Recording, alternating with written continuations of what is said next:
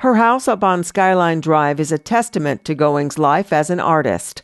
The high vaulted ceiling and large open floor space in the living room/gallery are a perfect setting in which to display her paintings and sculptures, bursting with light and color.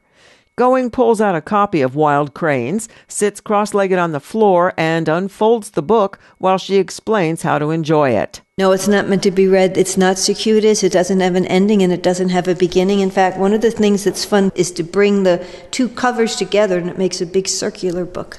Around and around and around. See? And then it's fun because if you're little like me, you can actually get inside the book.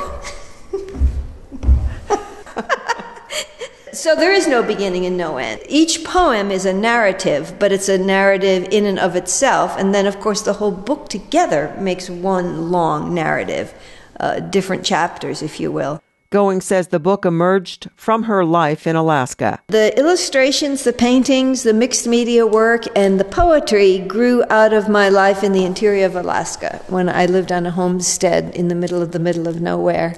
In 1997, Wild Cranes earned Going the National Museum of Women in the Arts Library Fellows Award. Gave me a generous stipend to produce 100 copies of this book, which I did over the course of an entire year. All of the books are put together, they're hand-bound, and I did all the mixed media work. I did the design work. I did the work with the printer, which took a long time. She says it was a painstaking job, but the results were well worth it.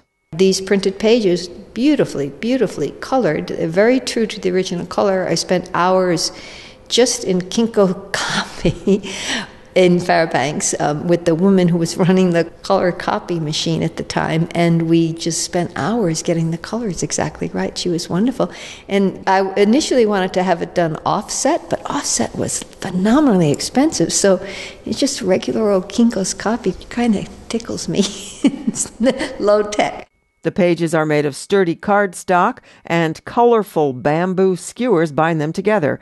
There are also secret compartments. You know, all of those books you had when you were kids, pop-up books? I love pop-up books. So part of the joy of playing with this was to have these little windows that open up and you peek through and you see things behind it, and maybe there's a little secret place. Feathers adorn the book as well, but Going says she couldn't use wild crane feathers because they're illegal to have any kind of migratory bird.